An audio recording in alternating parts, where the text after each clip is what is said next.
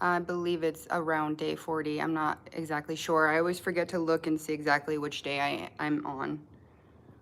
I thought I would come on today because I definitely want to show not always the good. I want to show,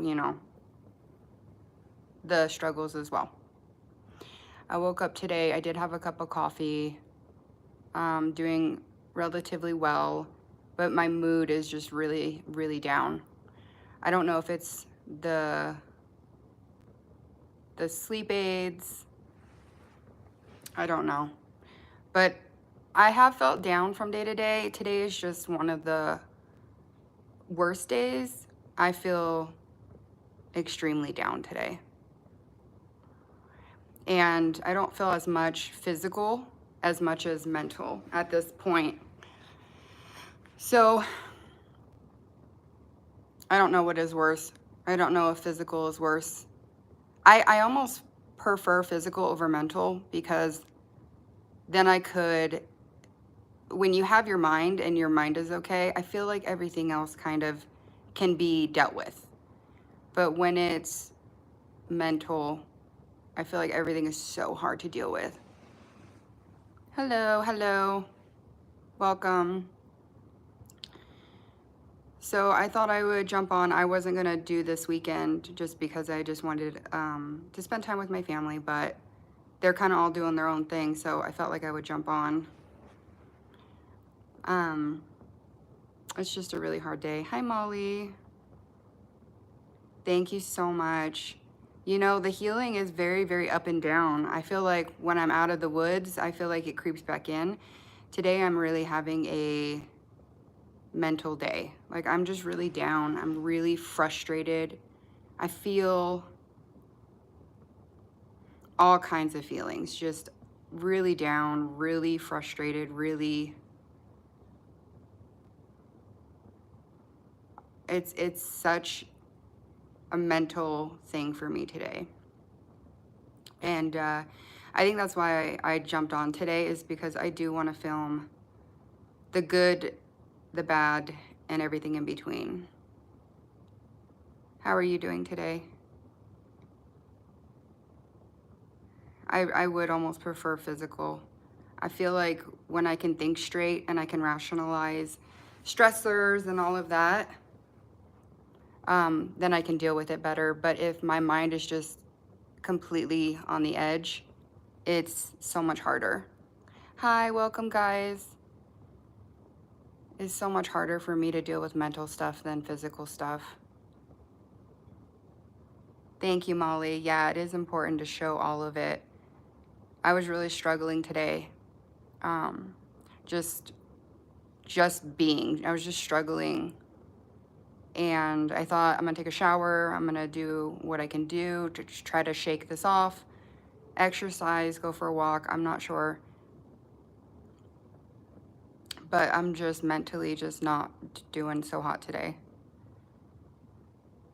Anonymous, hi Aaron. How did things go yesterday?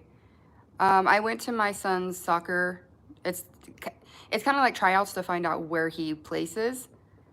I managed to do that. Hi Tara. I managed to do that. It went well, but energy-wise, I struggle.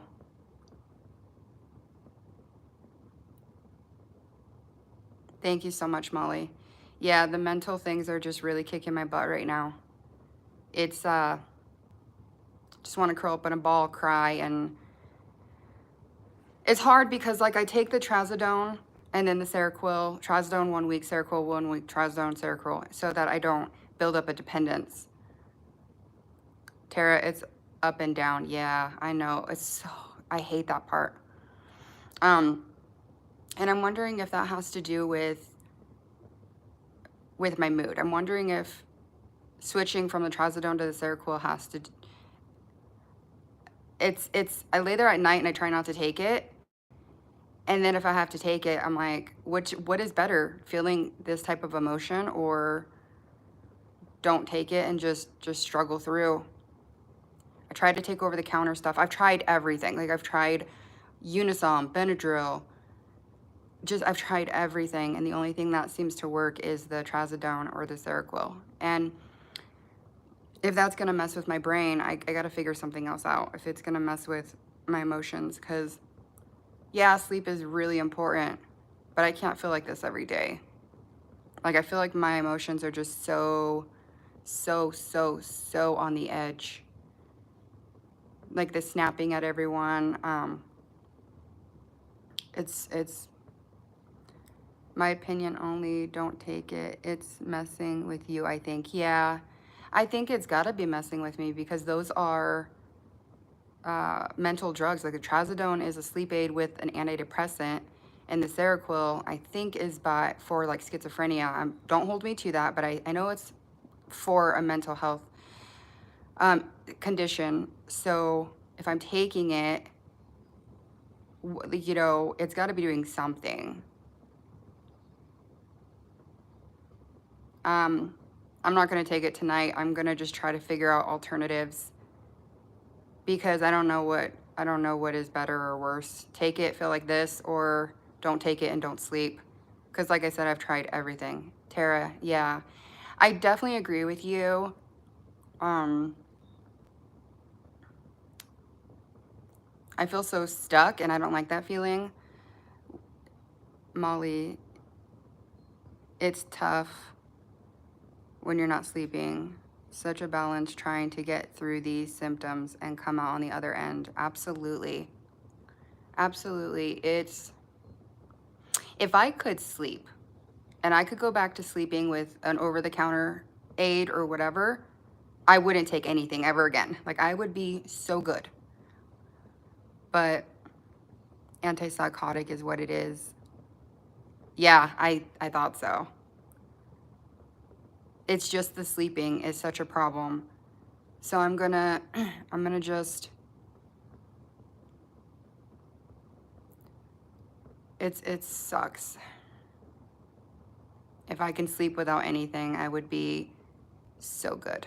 I could handle what life throws at me if I just don't have to take any medication, and I can just count on my body to do what it needs to do. Because anything prescribed, you have your symptoms, you have your, hello everyone, everything that's prescribed, you have your withdrawal if you stay on it too long, you have your side effects, you have all of that stuff. Can you guys give a thumbs up if you like this? That way it, you know, kind of pushes it out to other people who are going through this, or that's amazing, thank you. But this is the first day that I've felt like this, and I've been taking it for off and on for the past few weeks. But in the back of my head, I'm always like, this isn't good. You be careful. Don't take too much of it. Don't take too much of it. What is this doing to you? So it definitely, I feel like there's no right answer right now. I just want to cry today, and that's such a awful feeling when you have your good days and then you feel like you're back to square one. You know you're not, but you feel like you're back to square one just because I just can't breathe today. Like, I just feel the weight of the world. Like, the tiniest things are so heavy today. And I just thought I would share that with you guys. And hello everyone. I just thought I would share that with you guys because I'm trying to be there for you guys as much as you're there for me. The comments are amazing, very uplifting. But, you know, there are some YouTubers that are comfort to me that they don't do the benzo withdrawal because those videos scare me, but it's like other topics. And I'm excited when they post a video because, like, I want to hear what they have to say. One is just like what's going on in the world. And like when they post it, it's just like comforting to hear them talk. I can't, I hope you guys know what I'm talking about. So like, I don't want to disappear just in case somebody is struggling that day and I pop across their feed. and say something that they can relate to and feel like, hey, it happens, and you do come out the other side. Thank you, Molly. Yeah, definitely. And you come out the other side, and there is better days. So it's, like I said, I'd rather deal with physical than mental. Like I have my HS, my hidradenitis suppurativa, so I'm used to living with pain, and I'm used to living uncomfortable, but I'm not used to mental stuff. Oh, thank you, Anonymous. You really look forward to my videos. Thank you so much. I really appreciate that. I'm so glad I get to do lives. I thought it was 1,000 subscribers to be able to do lives, and then I kind of tried it. I was just messing around on YouTube, and I figured out that I could do them. So I don't know why it says 1,000. It's really weird. So I guess we'll do like a Q&A at this point. I'm not sure if anybody has any questions, but I kind of wanted to get outside my head for a little bit and just make a video. It makes me think of other things, and I'll sit here in a ball and cry, or I can turn on the camera and film and talk to you guys, answer some questions, just kind of like not be stuck in my head. Molly says you're going to be helping people now and in the future from whoever will come across these videos as well. Thank you, Molly. Dr. Bohannon, how are you so far?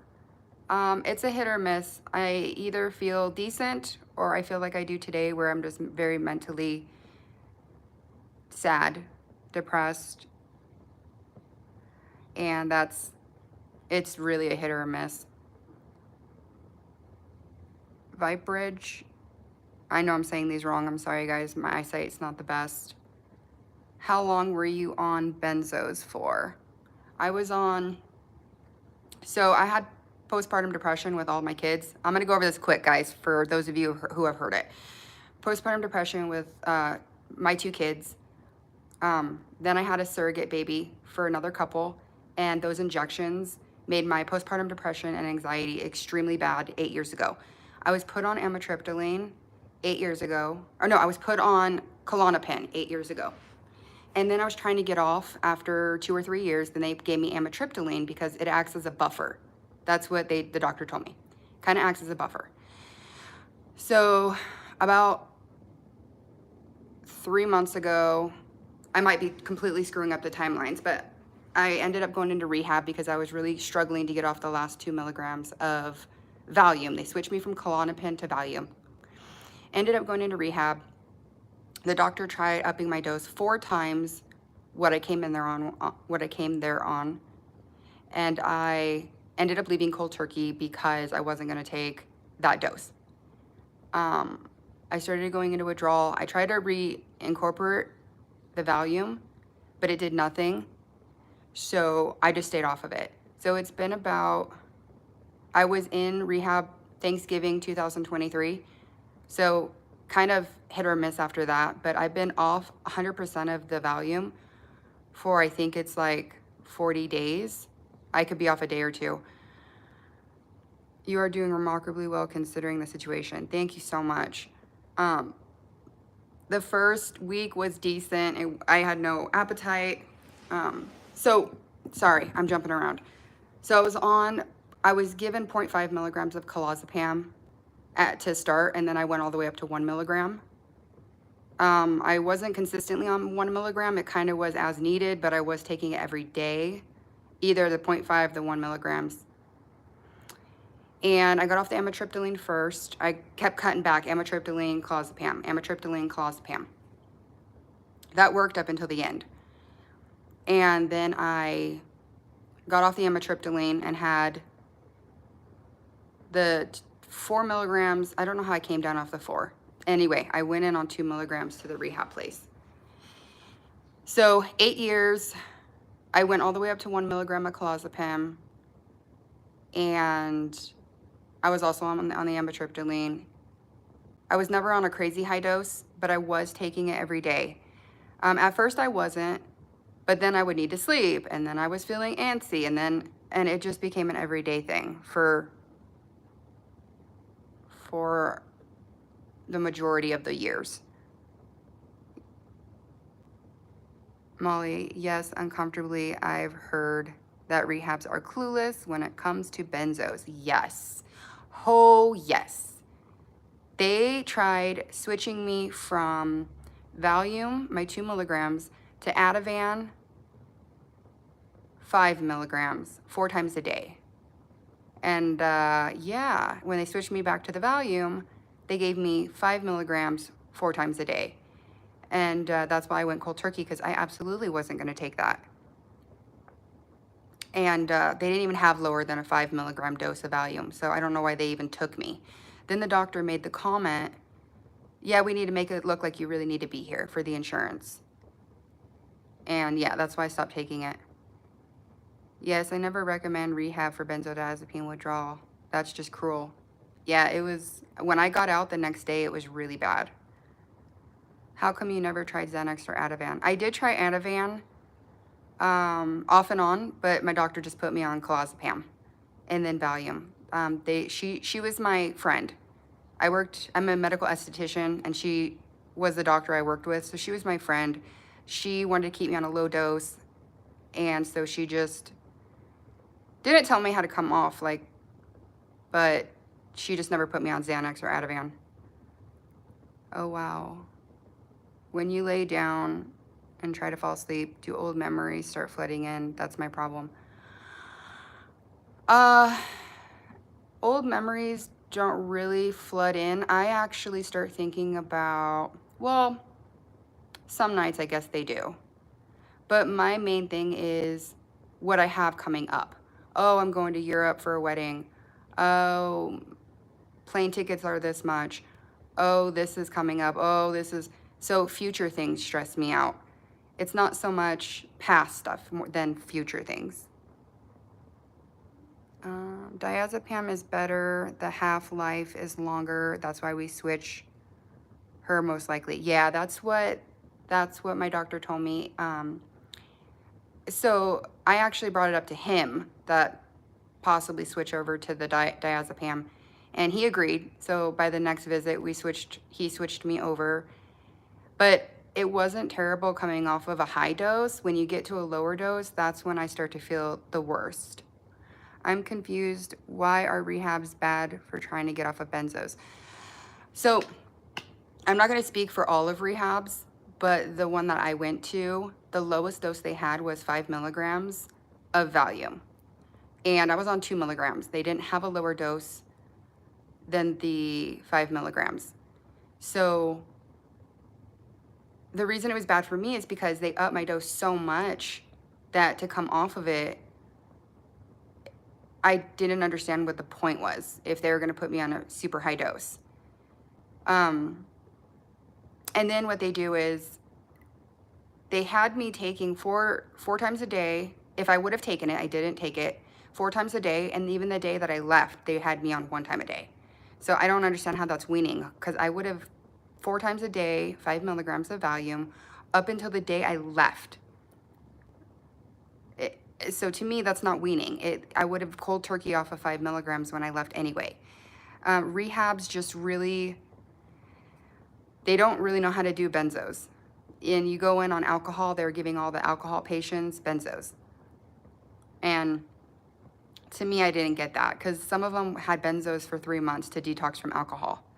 So just be careful with that, because they acted like, oh, that's not a problem. We deal with it all the time. We can get you off of it super easy. No, it was not good at all for me. Good job. Thank you, Molly. I've heard they just don't understand the risks of the difference between benzos and the strength of how the proper taper you off. Right. I don't think they noticed the difference, because they switched me from Valium to Adavan. I don't know. I don't think that makes sense.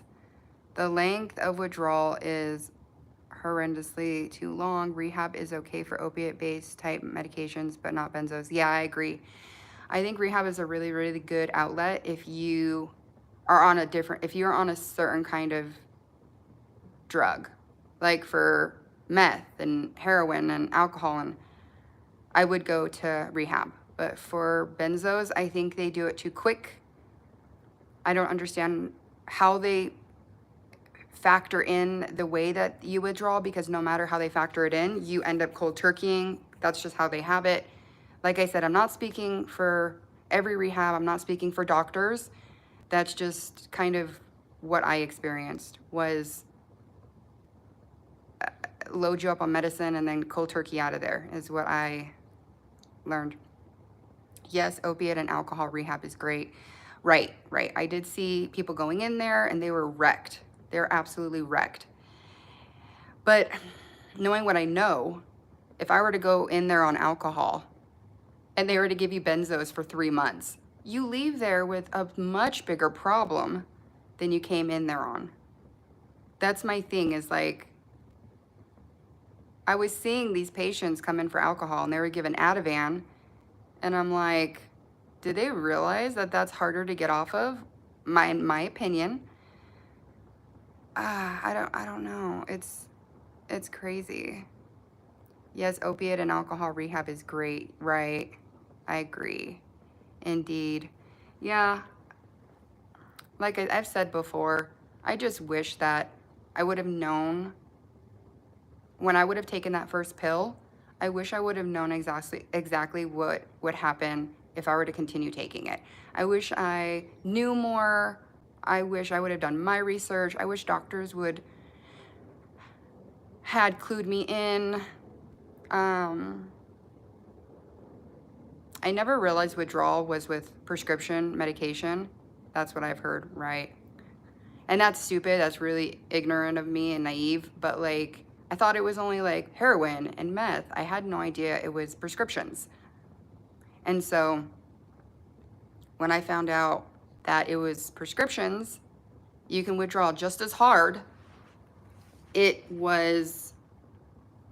scared me, because then at that point when I realized it, I was on amitriptyline, Qvivic, and Benzo. So there was 3, which 2 were controlled substance. And I'm sitting here like, I have 3 medications that I'm dependent on, and I had no idea. That's the sad part for me, is I really was terrified. So I stayed it on for tons of years. Like with my 2 prepartum depressions, I was off of, with my son, I was on Cymbalta, but I got off within months, and it wasn't too bad. So because I jumped off of that, had a little bit of dizziness, but I was okay, I figured medication can make you feel a little yucky, but whatever.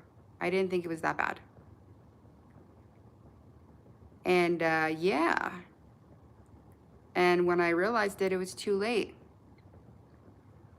That's what you've heard. The black box warning doesn't come out until 2001, unfortunately. And there is no retraining for the revamp. It's crazy.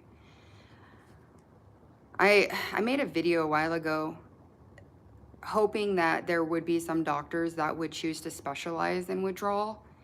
Because if there was a doctor that really knew exactly what the withdrawal process would look like, I'm sure they'd have so many customers that would love to know about the water titration, the dry cuts. I mean, I had to investigate everything on my own and really just try to figure it out, because once you start making those cuts and you go into your withdrawal and you're stuck there, you're like, do I up it? Do I lower it? Like, you feel so stuck and so lost. And then 9 out of 10, you can't get back in with your doctor, or the doctor doesn't understand you, doesn't think you're going through it. And I think it's just because a lot of doctors have never gone through a lot of that, so they can't completely relate. I don't think it's that they don't want to. I think it's that they just can't relate, because you can only relate if you've gone through certain things. But the fact that there's a black box warning, that you would think it would be a lot harder to get, and it would be so much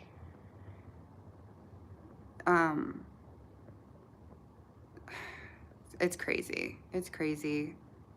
I do feel like there are people that do need it. I don't want to take that away from people who really, if they didn't have a benzo, they would be in their house suffering for the rest of their life.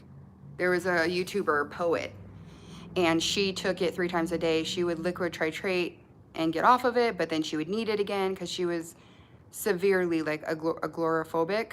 She didn't want to leave her house. Driving made her nervous. Everything was just so intense for her that if you know you're going to be on it for the rest of your life, then that's good. That's something that you want to do. But you know the risk. I think patients need to know the risk, because if you know the risk, then it's fine. You know what you're getting into. I think the thing that is super frustrating for me is just I didn't know, and I couldn't decide down the road if I wanted to deal with that. Have you talked to Dr. Jennifer here on YouTube? She is going through benzodiazepine withdrawal as we speak. So I chose to not follow anybody that is doing the benzodiazepine withdrawal because I get scared easily, and if I hear horror stories, it's going to really screw with my head. And so I chose not to pay attention to anybody else, except for the comments I'm getting in, but not to watch other videos and stuff, because mentally I can't hear horror stories right now. In the future, I believe it's going to be harder to get because of the black box label. Yeah, I hope so. I hope people are made very aware of it. So yeah, I did see some videos, and then I saw a bunch of protracted withdrawal, and then I saw a bunch of this and that, and I was like, this is not good for me. It put me in a bad spot. So I thought, I'm just not even going to look at other videos right now, especially when I was in the heat of it. She is good, not scary. Oh, okay, thank you. Thank you. Maybe I'll look her up. So, like, I'll show you guys the bad, but I'm not on here crying and just like, oh my God, life is so difficult, because I know I have to show the good too. Otherwise, it's just going to be one of those channels where you're like, dude, this is awful. This is horrible. I'm going to watch her every day and feel completely depressed. So I want to be uplifting too. And when I'm having a good day, I want to show I'm having a good day, guys. Like, it's not all miserable. That's why I want to share the good, the bad, and the ugly, because I need to show what it's like. That's the whole point. Show what it's like. If you guys could like this video, that would be awesome. That way it'll get out to more people, because I'm a small channel, so anything that helps anybody going through it. I put this channel out because when I started going through it, I couldn't find anybody that had like a diary on here for benzos. I'm the same way. I only watch your channel. I stopped watching others because it makes me more anxious and really discouraged.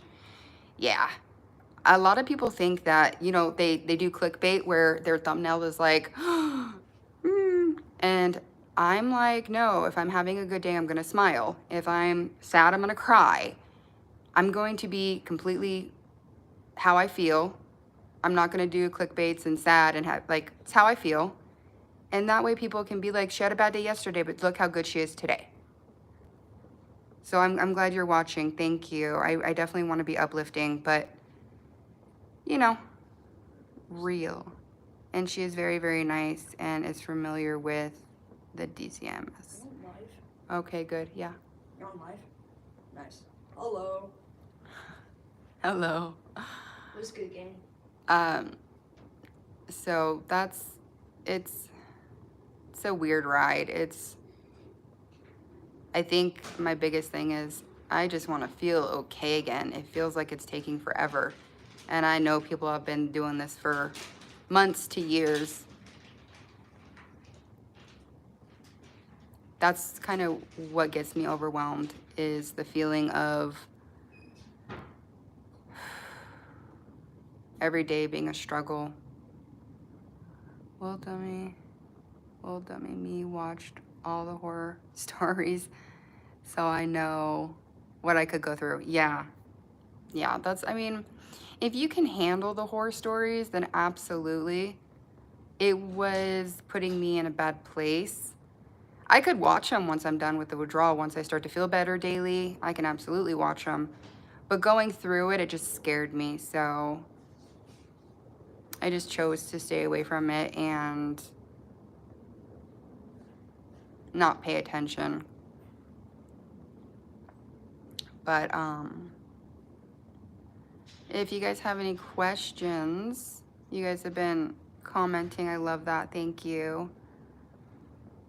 I hope you check her out. She will make you understand all this craziness. I will. Thank you for that. And it's in my comments, so I can go back and get her name. Thank you so much.